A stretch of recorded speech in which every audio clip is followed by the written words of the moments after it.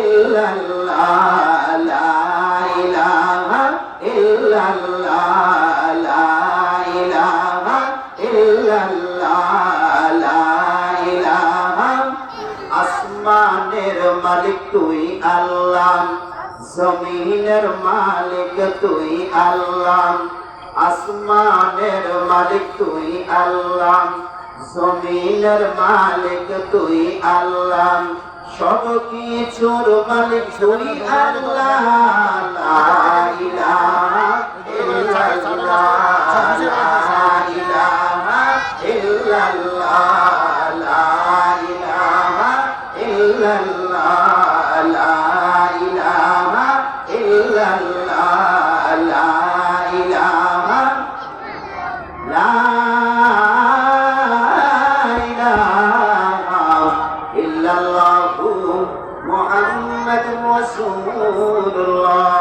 সাল্লাল্লাহু আলাইহি ওয়াসাল্লাম। আমরা সবাই পড়ি আলহামদুলিল্লাহ। আরো জোরে সোরে শুকরিয়া আদায় করি আলহামদুলিল্লাহ। আল্লাহ পাকের দরবারে লাখ কোটি শুকরিয়া আদায় করছি যেই মহান রব্বুল ইজ্জত ওয়াল জালালুহু আমাদেরকে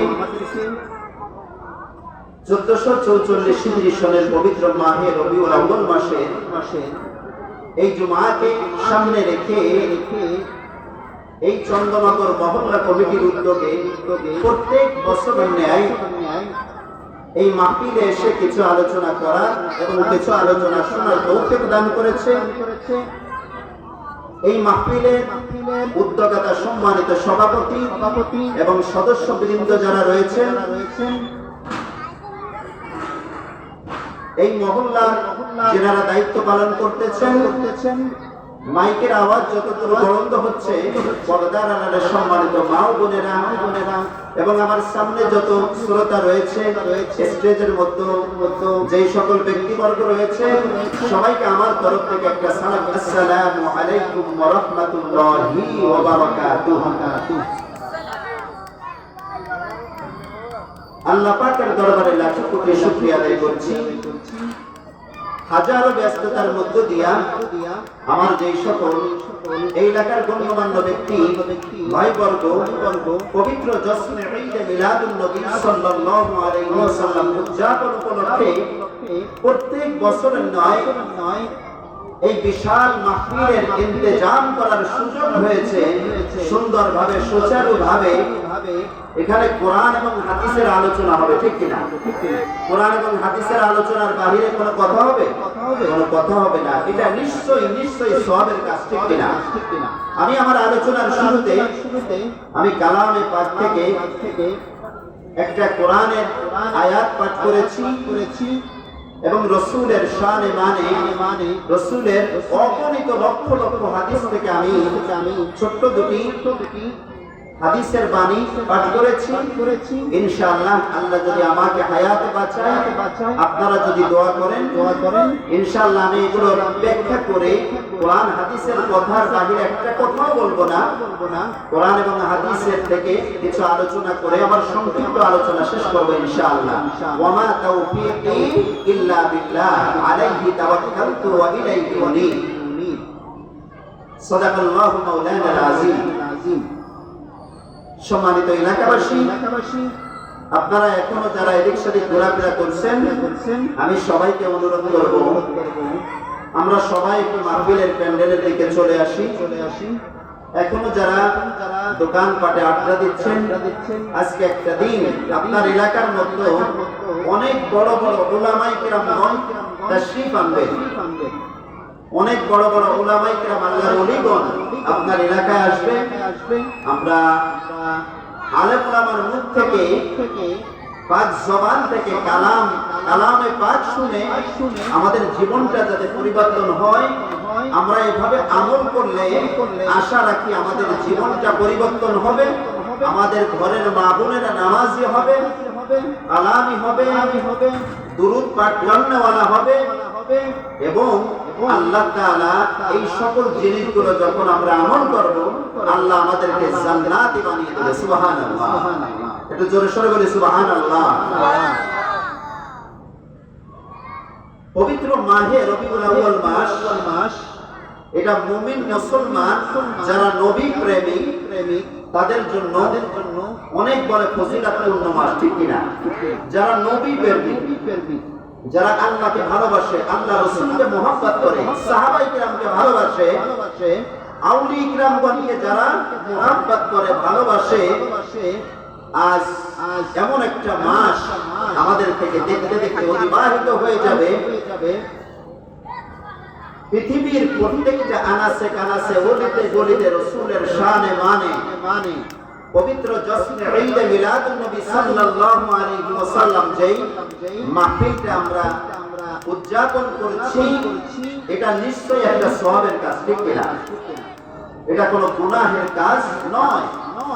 এজন্য এখানে যেই সকল কথাগুলো আলোচনা করবে কোরআন হাদিস থেকে, আমরা ওই কোরআন হাদিসের আলোচনা কি করব? আমরা খেয়াল করব, শুনবো, এবং কোরআন এবং হাদিসের আলোচনা শুনে আমার আপনার জীবনটা যদি পরিবর্তন করতে পারি, অন্ধকার কবরে যদি কোরআন সুন্নাহ মতে জীবন যাপন করে যদি কবরে যেতে পারি, আল্লাহ তাআলা ওই অন্ধকার কবরটা জান্নাতের বাগিচা বানিয়ে দিবে। সুবহানাল্লাহ।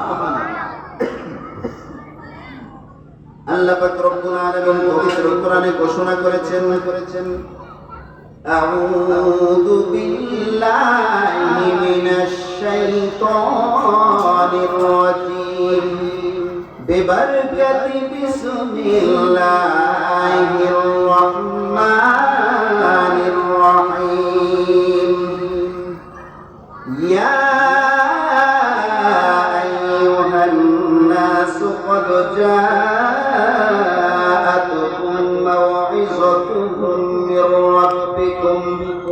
وشفاء لما في الصدور وهدى ورحمة للمؤمنين قل بفضل الله وبرحمته فبذلك فليفرحوا هو خير مما يجمعون। সবাই বলেন সুবহানাল্লাহ। আল্লাহ পাক রব্বুল আলামিন এই জাতিকে উদ্দেশ্য করে বলেছেন, ও মুসলমান করে না, ও মুমিনেরা, তোমরা বড় ভাগ্যবান। আল্লাহ পাক রব্বুল আলামিন হিদায়াতের জন্য এই মানুষগণকে অন্ধকার পথ থেকে হেফাজত থাকার জন্য আল্লাহ পাক রব্বুল আলামিন এমন একজন নবীকে এই জগতের মধ্যে পাঠিয়েছেন। তোমরা তিনার আগমনে খুশি প্রকাশ করো। তোমাদের জন্য ধন সম্পদ, তোমাদের টাকা পয়সা বাড়ি গাড়ি আল্লাহ পাক রব্বুল আলামিন যা কিছু দিয়েছে তার চাইতে সবচাইতে উত্তম হলো আমরা একজন নবী পেয়েছি। এমন নবী যিনার চরিত্র যদি আদর্শবান হয়ে থাকে এবং সেই মতে রাসূলের আদর্শে আদর্শবান হয়ে যখন আমি আপনি যখন জীবন যাপন করব, আল্লাহ পাক রব্বুল আলামিন এই বান্দাদের জন্য এই নিয়ামত স্বরূপ যেইভাবে রাসূলকে আমাদের জন্য পাঠিয়েছেন রহমত স্বরূপ, বিফাদলিল্লাহি ওয়া বিরহমাতিহি ফাবিযালিকা ফালইফরাহু হুয়া খায়রুম মিম্মা ইয়াজমাউন। এই রাসূলের আগমনে আজ আমরা খুশি প্রকাশ করে এত সুন্দর ঈদ মিলাদুন নবী মাহফিল আমরা পালন করতেছি। আল্লাহর তরফ থেকে যেই রহমত বরকত আমরা পেয়েছি, এটার যদি শুকরিয়া আদায় করি, এইভাবে যদি আমি আপনি যদি জীবন যাপন করি, আল্লাহ পাক রব্বুল আলামিন আমার আপনার মৃত্যুর পরে জান্নাতে যাওয়ার পথটা সোজা করে দিবে। সুবহানাল্লাহ। আল্লাহ রাসূল বলেছেন, লা ইউমিনু আহাদুকুম হাত্তা আকুনা আহাব্বা ইলা আল্লাহি মিন ওয়ালিদিহি ওয়া ওয়ালাদিহি ওয়ান নাসি আজমাইন। হে মানব সকল, তোমরা শুনে রাখো, তুমি অতক্ষণ পর্যন্ত মুমিন হতে পারবে না। যতক্ষণ পর্যন্ত আমরা মুমিন হতে পারবো না, যতক্ষণ পর্যন্ত তোমার জীবনের চাইতে, তোমার মা বাবার চাইতে, তোমার ধন সম্পদের চাইতে, যতক্ষণ পর্যন্ত আমার নবীকে তোমরা মহব্বত না করতে পারবে, এতক্ষণ পর্যন্ত তুমি নেককার মুমিন বান্দা হতে পারবে না। সুবহানাল্লাহ।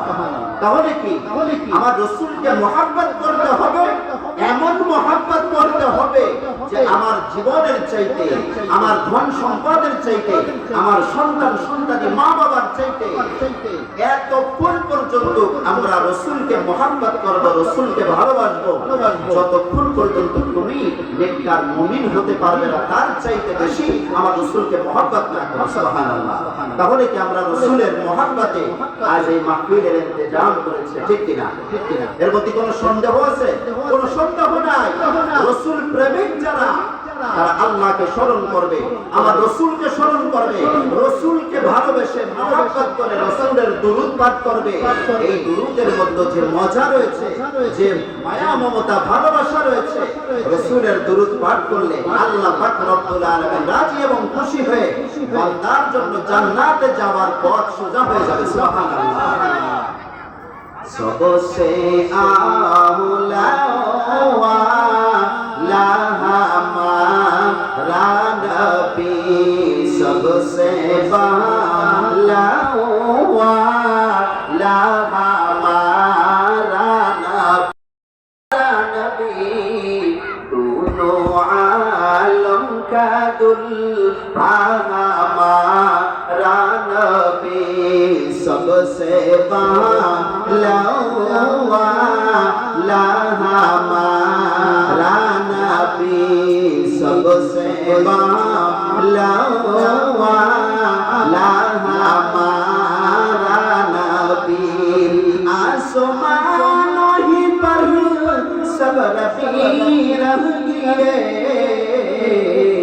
अर्शे आज़म पे पहुंचा हमारा नबी, सबसे आला वाला हमारा नबी, सबसे बाला वाला हमारा नबी। সবাই বলেন সুবহানাল্লাহ। আল্লাহ পাক রব্বুল আলামিন আমার রাসূলকে যারা মহব্বত করবে, ভালোবাসবে, যারা নিজের জীবনের চাইতে বেশি মহব্বত করবে, ভালোবাসবে, রাসূলকে যারা মহব্বত করে রাসূলের দুরূদ সকাল বিকাল পাঠ করবে, আমার রাসূল আরবি সাল্লাল্লাহু আলাইহি ওয়াসাল্লাম বলেছেন আল্লাহর কোন বান্দা, আমার যদি কোন উম্মত যদি সকাল বেলা ঘুম থেকে উঠে ফজরের নামাজের পরে কোন মাহবুব বান্দা যদি আমার দুরূদ 100 বার 101 বার পাঠ করে, কত? 101 বার যদি পাঠ করে, আল্লাহ পাক রব্বুল আলামিন ওয়াদা করেছে ওই বান্দার কোনো বড় ধরনের দিনের মধ্যে কোনো বিপদ আসবে না। সুবহানাল্লাহ। কার বরকত? আমার রাসূলের বরকতে। কোন ব্যক্তি বড় ধরনের কোন দুরূদ জানে না, শুধু আমরা তো মনে করি যে দুরূদ ইব্রাহিম, ঠিক না? এটাই তো বলে আমাদের মধ্যে এক শ্রেণীর মানুষ আছে, শুধু দুরূদ ইব্রাহিম ছাড়া আর কিছু বোঝে না। আরে কত যে দুরূদ রয়েছে, আমার ডাইনে বামে আলেম ওলামা রয়েছে, তারা যেখানে আলোচনা করবে, দেখেন হাজার হাজার নয় লক্ষ লক্ষ দুরূদ রয়েছে, দুরূদের শিফা রয়েছে। কোন আল্লাহর বান্দা যদি অসুস্থ হয়, দুরূদের শিফা যদি পাঠ করে, দুরূদের নূরে শরীফ যদি পাঠ করে, কত রকমের দুরূদ রয়েছে, লক্ষ লক্ষ রাসূলের দুরূদ রয়েছে। তার চাইতে সবচাইতে ছোট দুরূদ হলো সাল্লাল্লাহু আলাইহি ওয়াসাল্লাম। সবাই বলেন সুবহানাল্লাহ। কোন আল্লাহর মাহবুব বান্দা রাসূলের উম্মত যদি একদম রাসূলের সবচাইতে ছোট দরুদ শুধু সাল্লাল্লাহু আলাইহি ওয়াসাল্লাম। কোন আল্লাহর মাহবুব বান্দা যদি সকাল বেলা ঘুম থেকে ওঠার পরে যদি 111 বার পাঠ করে, কত 111 বার যদি পাঠ করে, ফজরের নামাজের পরে কোন মাহবুব বান্দা যদি রাসূলের দরুদ যদি 111 বার পাঠ করে ফজরের নামাজের পরে, সবচাইতে ছোট দরুদ আমি শিখাই দিয়ে গেলাম, এটা আমল করবেন। এই আমলটা করলে আল্লাহ পাক রব্বুল আলামিন ওই বান্দার কোনদিন রিজিকের মধ্যে কোনো অভাব আনবে না। সুবহানাল্লাহ। আজ আমরা শুধু আমল জানি না, আমরা শুধু ভালো কাজ করতে গেলে শুধু বিদআত বলে আজ আমরা কোথায় চলে যাচ্ছি এটা আমি নিজেও জানি না। কেউ কোনো দিক কোনো কান দেবেন না। কথা হচ্ছে ভালো কাজের জন্য আপনার হাজারো বাধা আসবে, কিন্তু খারাপ কাজের জন্য একটা বাধাও আসবে না। ঠিক কিনা? রাসূলের সবচাইতে ছোট দরুদ সাল্লাল্লাহু আলাইহি ওয়াসাল্লাম। সে যেমনই ব্যক্তির মানুষই হোক না কেন, এই ছোট্ট দরুদটা আমরা তো পাঠ করতে পারবো তো ইনশাআল্লাহ। কোন আল্লাহর মাহবুব বান্দা যদি সাল্লাল্লাহু আলাইহি ওয়াসাল্লাম সকাল বেলা ঘুম থেকে উঠে ফজরের নামাজের পরে কোন আল্লাহর মাহবুব বান্দা যদি সাল্লাল্লাহু আলাইহি ওয়াসাল্লাম 111 বার পাঠ করে, কতবার? 111 বার। কত ফজিলত রয়েছে। ওই আল্লাহর মাহবুব বান্দার পিছনে যত বড়ই ষড়যন্ত্র করুক না কেন, কোন বান্দা তার কোনো ক্ষতি করতে পারবে না। সুবহানাল্লাহ। আসলে আমরা জানি না, আমরা বুঝি না। ভালো কাজের জন্য হাজার বাধা আসবে, কিন্তু খারাপ কাজের জন্য একটাও বাধা নাই। আজ মহল্লা কমিটির উদ্যোগে 14 নগর আমার যে সকল ভাইরা এই মাহফিলের ইন্তজাম করেছে, এই হাজারো কথার মধ্য থেকে একটা হাদিস অথবা একটা কোরআনের একটা যদি আমল যদি আমরা করতে পারি, আল্লাহ পাক রব্বুল আলামিন ওয়াদা করেছেন, আমি আল্লাহ তাআলা ওই বান্দাকে বান্দার সাথে এমন ভাবে ওয়াদা করলাম, ইন্নাল্লাযীনা আমানু ওয়া আমিলুস সালিহাতি কানাত লাহুম জান্নাতুল ফিরদাউসি নুজুলা। সবাই বলেন সুবহানাল্লাহ।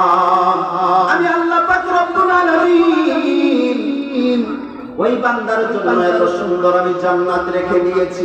আল্লাহ পাক কোরআনে ঘোষণা করেছেন, ইন্নাল্লাযীনা আমানু, হে ইমানদার বলে না, ওয়া আমিলুস সালিহাতি কানাত লাহুম জান্নাতুল ফিরদাউসি নুজুলা।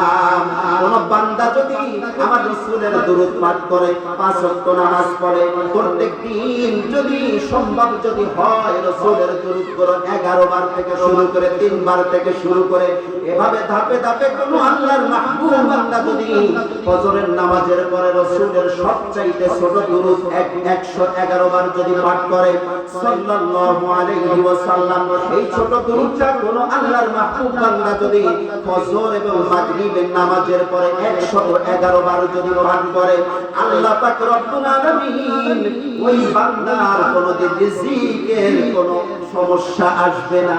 সুবহানাল্লাহ। সবাই জোরে বলেন সুবহানাল্লাহ। ওই বান্দার কোনো কি রিজিকের অভাব হবে না।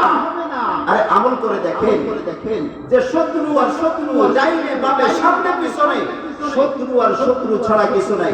আল্লাহর একটা সিফাতি নাম আছে, ওই কোন আল্লাহর মাহবুব বান্দা যদি আল্লাহ পাক রব্বুল আলামিন একটা যদি সিফাতি নাম যদি পাঠ করে, নামটা কি বলবো?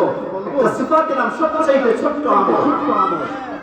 কোন আল্লাহর মাহবুব বান্দা যদি আল্লাহর একটা সিফাতি নাম, ইয়া আল্লাহু ইয়া রহমানু ইয়া রহিম ইয়া আল্লাহ, ইয়া আল্লাহু ইয়া রহমানু ইয়া রহিম ইয়া আল্লাহ, কোন আল্লাহর মাহবুব বান্দা যদি প্রত্যেক 5 ওয়াক্ত নামাজের পরে এই আল্লাহর একটা সিফাতি নাম যদি এই নামটা যদি ইয়া আল্লাহু ইয়া রহমানু ইয়া রহিম ইয়া আল্লাহ সাথে যদি পারেন ইয়া মুহাম্মদ সাল্লাল্লাহু আলাইহি ওয়াসাল্লাম, ওই বান্দা যদি হাজারো যদি শত্রু থাকে তার পিছনে, আল্লাহর রহমতে তাকে যত হাজারো যদি মোকাবেলায় ওই বান্দাকে কখনো বিনাশ করতে পারবে না। সুবহানাল্লাহ। আরে আমরা শুধু জানি না, আমরা শুধু বিদআত বলে আমরা দুনিয়া নষ্ট করে দিচ্ছি, আমরা জান্নাতে যাবার পথ নষ্ট হয়ে যাচ্ছে।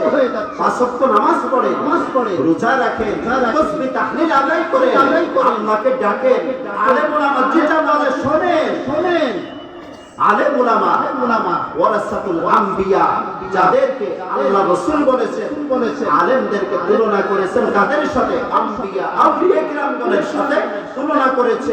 আলেম উলামার বাদ জবান থেকে আজ যদি এই মাহফিল থেকে একটা ভালো কিছু যদি আমল নিয়ে ঘরে যেতে পারে, আল্লাহ পাক রব্বুল আলামিন ওই বান্দার বেহেশতে যাওয়ার জন্য কেউর কাছে কি করা লাগবে না, কোনো সমস্যা হবে না।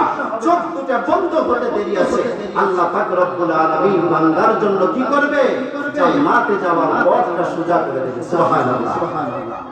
দেখেন সবচাইতে ছোট্ট ছোট্ট কিছু আমল আজ দিয়ে দিচ্ছি। আলোচনা তো আমার মসজিদে গেলে কতই শোনেন, কত মাহফিলের আলোচনা শোনেন। দেখেন যুবক ভাইরা, তোমাদেরকে আমি বলবো তোমরা আজ এই মাহফিল থেকে একটা কাজ করবে। আলহামদুলিল্লাহ আমার এই মহল্লার মধ্যে নয়, আমি জানি যে আমি আলোচনা করে আমি কাউকে উদ্দেশ্য করে আমি কথা বলিনি, এটা আমার একটা অভ্যাস। যেই সকল ভাইরা এই যে কষ্ট করে আজ 3-4 দিন বা 1 সপ্তাহ ধরে আমার যেই সকল ইন্তেজামিয়া কমিটির ভাইরা অনেক কষ্ট করতেছে, আজ তোমাদেরকে একটা আমল শিখাচ্ছি। তুমি যেখানে যে অবস্থাতেই থাকো, যেভাবে সুবিধা হয়, যখনই নামাজের সময় হয়, আযানটা হওয়ার সাথে সাথে তুমি যেখানে থাকো সেখানে বসে 5 ওয়াক্ত নামাজটা আদায় করবা। যদি 5 ওয়াক্ত নামাজ যদি না পড়ো, কম করে হলো আজ থেকে এই মাহফিল থেকে একটা আমল করবা। সে আমলটা কি? প্রত্যেকদিন 1 ওয়াক্ত হলেও নামাজ তুমি শুরু করো। আমি বলি না যে 5 ওয়াক্ত নামাজ পড়ো, আমি আমার মসজিদে আমি প্রায় জুমাতে বলে থাকি আমার মুসল্লিদেরকে, তুমি 1 ওয়াক্ত নামাজ থেকে শুরু করো। তুমি যখন 1 দিন 2 দিন 3 দিন 4 দিন 5 দিন যখন যাবে, যাওয়ার সাথে সাথে যখন 2 দিন হবে দেখবা যে আর 1 ওয়াক্ত নামাজ না পড়লে ভালো লাগতেছে না। তুমি ফজর বলি না, তোমাকে জোহর থেকে তুমি নামাজ শুরু করলে, আজ জোহরে পড়লে, কালকে জোহরে পড়বা, এর পরের দিন জোহরে পড়বা, দেখবে এর পরের দিন আসরের নামাজ না পড়লে ভালো লাগে না। চিল্লা এখন ঠিক কিনা? একদম বাস্তব কথা বলতেছি। এরপরে দেখা যাবে জোহর গেল, আসর শুরু করলে, এরপরে দেখবা যে 1 সপ্তাহ যখন গেছে তখন দেখবা যে মাগরিব না পড়লে আর ভালো লাগে না। এভাবে আবার যখন তুমি মাগরিব 1 মাসের মধ্যে যখন 3 সপ্তাহের মধ্যে কি মাগরিব এসে গেল, তাহলে ফজর এই জোহর আসর মাগরিব 3 রক্ত চলে আসছে। এরপরে দেখবা যে তুমি ইশারের নামাজ না পড়লে তোমার ভালো লাগে না, তোমার ঘুম ভালো হয় না। ইশারের নামাজ না পড়লে যখন 4 রক্ত এসে গেল, ঠিকই একদিন দেখবা ফজরের সময় যখন মুয়াজ্জিন সাহেব প্রত্যেকটা মসজিদের মধ্যে আসসালাতু খায়রুম মিনান নাওম,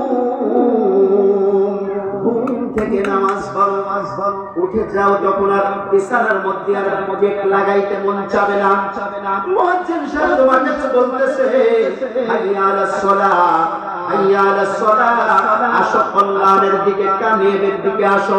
এই আযানের ধ্বনি যখন তোমার কানের মধ্যে যাবে, ওই বান্দা 4 ওয়াক্ত নামাজ শুরু করেছে। একদিন স্ত্রীকে ডাক দিয়ে উঠাবে যে ও আমার প্রাণের স্ত্রী, ও আমার আম্মা জান, ও আমার ভাই, তুমি নামাজ পড়ো না, ওঠো, ফজরের আযান হয়েছে, আজ থেকে আমরা নামাজটা শুরু করি। এইভাবে যখন নামাজ ঘরের মধ্যে চালু হয়ে গেল, আল্লাহর রহমত বরকত তোমার খোঁজা লাগবে না। আল্লাহ পাক রব্বুল আলামিন তোমার আমার জন্য রহমতের বরকতের সব কিছু নিয়ে ঘরের মধ্যে চলে আসবে। সুবহানাল্লাহ। আজ আমরা জানি না, আমরা শুধু জানি কি বিদাত করে মানুষকে শুধু মিশনের দিকে কোন ভাবে ভালো কাজ। আরে রাসূল আরবি সাল্লাল্লাহু আলাইহি ওয়াসাল্লাম বলেছেন কবর জিয়ারত করতে। আজ কতগুলো মানুষ আমাদের সমাজে রয়েছে মন্দির পাহারা দিয়ে কি করে? মাজার ভাঙে। এটা কোন কিতাবে দলিল পেয়েছি? আল্লাহু আকবার। আজ আমি দেখেছি যারা আল্লাহর ওলিদের সাথে বেয়াদবি করে, আলেম উলামার সাথে যারা বেয়াদবি করে, যারা এসে মাজার ভাঙতেছে মন্দির পাহারা দিয়া, আল্লাহর কসম দিয়ে বলছি, এই হাত সুস্থভাবে, এই ব্রেন সুস্থভাবে, এই দেহ সুস্থভাবে নিয়ে সে কখনো কবরে যেতে পারবে না। হাজারো প্রমাণ রয়েছে। চিল্লা এখন ঠিক কিনা? আজ আমাদের সমাজ পরিবর্তন করতে হবে। খারাপ যেটা রয়েছে তাকে খারাপের পথ থেকে ফিরাইতে হবে। এটাই ছিল লোকের আমার কাজ। আজ যে ভালো কাজে যাচ্ছে, একটা ছেলে নামাজ পড়ে না, সে হয়তো আযান হয়েছে নামাজের দিকে চলে যাচ্ছে, তাকে আজ আমরা কি করতেছে? দুনিয়ার বদমাইশি করে নামাজের দিকে চলে যাচ্ছে। অথচ কি আল্লাহ রাসূল বলেছেন যে নামাজের দিকে যায় তাকে কি করো? সংবর্ধনা জানাও। তাকে আরো কি করো? প্রশংসা করো, তাকে ভালোবাসো, তাকে নামাজের যাওয়ার জন্য সুযোগ করে দাও, ঠিক কিনা? আজ আমরা কি বলি? বিদআত বলতে বলতে আহারে কোথায় যে করতেছি, কি করতেছি। আজ তুমি সারা রাত তুমি জেগে জেগে তুমি মন্দির পাহাড় দাও, আর তুমি মাজার ভাঙার জন্যই দাও। আল্লাহর কসম দিয়ে বলছি, এই জমিনের মধ্যে আল্লাহর ওলিরা আছে বিদায় আমরা যেইভাবে অন্যায় অপরাধ করি, যেভাবে আমরা খারাপের সাথে জড়িত, সুদের সাথে জড়িত, ঘুষের সাথে জড়িত রয়েছি, আল্লাহর কসম দিয়ে বলছি যে তাদেরকে আমি অনুরোধ করছি, সুদ ছেড়ে দাও, ঘুষ ছেড়ে দাও, অন্যায় অপরাধ ছেড়ে দিয়া ভালো পথের দিকে একটু জীবন যাপন করো। একবার মৃত্যুবরণ করতে দেরি হবে, আল্লাহর জান্নাত, আল্লাহর জান্নাতে 8টা দরজা তোমার আমার জন্য খুলে দিতে দেরি হবে না। সুবহানাল্লাহ। যুবক ভাইরা, আজ তোমরা অনেক কষ্ট করতেছো। একটা সপ্তাহ ধরে আমি মাহফিলে যাতায়াত করি, বিভিন্ন জায়গায় মাহফিলে যাচ্ছি, হারে দেখতেছি যুবক ভাইরা যে কষ্ট করে। আলহামদুলিল্লাহ, আমার এলাকার মতো আমি গ্রান্টি দিয়ে বলতে পারি, আমার জেডে আবাসিকের মতো যত যুবক ভাইরা রয়েছে, আমি মনে করি যে 100%-এর মতো 90% মানুষ নামাজ পড়ে। আলহামদুলিল্লাহ, এটা আমি অহংকারের সাথে বলতে পারি, এটা আমার কোনো কেরামতি নয়। ফজরের সময় আমি 3-4 কাতার নিয়ে তারপরে নামাজ পড়ি। এটা কি ভালো যেই সকল কোটিপতির ছেলে মেয়ে যারা সারা রাত যদি ঘুমায় থাকে, কেউ কাছে কৈফিয়ত দেওয়া লাগে না। যেই সকল পয়সাওয়ালা আমার ডাইনে বামে রয়েছে, কেউ কাছে কৈফিয়ত দেওয়া লাগে না। তারা কি করে? ফজরের আযান হওয়ার আগে আলহামদুলিল্লাহ যাইয়া গেটের ওখানে যাইয়া দেখা যায় আরে 6 তলা বাড়ির মালিক, 3 তলা বাড়ির মালিক, 2 তলা বাড়ির মালিক, সে ওখানে নামাজের জন্য অপেক্ষা করতেছে। আমি চিন্তা করি আরে ওনার মতো ব্যক্তি যদি নামাজে আসতে পারে, আল্লাহ কোনো কিছুর অভাব দেয় না, কোনো কিছুর ঘাটতি দেয় না, কমতে দেয় না। উনি যদি নামাজটা পড়তে পারে, আজ আমি আপনি কি ঠিক কিনা? এজন্য ভাই নামাজ ধরতে হবে, রাসূলের দুরূদ মুহাব্বত করতে হবে। যেখানে অনৈতিক কার্যকলাপ চলতেছে, যেখানে মাজারের মধ্যে যারা আঘাত করতেছে, তাদেরকে আমি মনে করি তাই বলবো, হ্যাঁ আমি মাজারের পক্ষে। মাজারের মধ্যে যে সকল অনৈতিক কার্যকলাপ রয়েছে সেগুলো সেখানে গিয়ে আমাদের কি করতে হবে? তাদেরকে আগে সতর্ক করতে হবে, তাদেরকে বলতে হবে যে অনৈতিক কার্যকলাপ মাজারের মধ্যে কোনো গাঞ্জা চলবে না, কোনো মদ চলবে না, কোনো নারীবাজি চলবে না, কোনো গান বাজনা চলবে না। এটা গিয়ে আমি মনে করি তাদেরকে আগে সংকেত দেওয়া দরকার। আরে কত মাজারে দেখলাম আল্লাহর ওলিদের মাজার ভেঙেছে। মাজার ভাঙ্গার পর 30 বছর, 50 বছর, 110 বছর আগে, এমনকি 70 বছর আগে লাশ যেইভাবে রেখেছে সেইভাবে কাফনের কাপড়টাও নষ্ট হয় না, ঠিক কিনা? এটা একদম বাস্তব কথা বলতেছি। আজ গোটা দুনিয়া নেটের দুনিয়া, হাতের মুঠোর মধ্যে সার্জারি সব আসে। আমি যুবক ভাইদেরকে বলবো, যেখানে সুযোগ হয় 5 ওয়াক্ত নামাজ আদায় করা, যেখানে সুযোগ হয় রাসূলের দুরূদ পাঠ করবা, যেখানে মাহফিল হয়, যেখানে ভালো কথা হয়, সেখানের জন্য তুমি সাফাই পড়বা। আল্লাহ সবাইকে মানার এবং বুঝার তৌফিক দান করুন, সবাই বলেন আমিন। এই এলাকার মধ্যে আমার যে সকল ভাইরা অনেক কষ্ট করেছে, আজ মাহফিলটা সাজিয়েছেন, আমি তাদেরকে ধন্যবাদ জানাই। এরকম ভাবে শুধু এত বড় মাহফিল না করে এলাকার মধ্যে, মহল্লার মধ্যে ছোট ছোট মাহফিল গুলো করবেন আল্লাহর ওয়াস্তে, আল্লাহকে রাজি খুশির জন্য, ঠিক কিনা? আজ এই মাহফিলের মধ্যে কোনো কেউ কি খারাপি করা হয়? কোনো গান বাজনা হচ্ছে? ভালো কথা হচ্ছে, নিশ্চয়ই এটা সওয়াবের কাজ। আল্লাহ সবাইকে মানার এবং বোঝার তৌফিক দান করুন, সবাই বলেন আমিন। আমার যে সকল ভাইরা অনেক কষ্ট করে আজকে একটা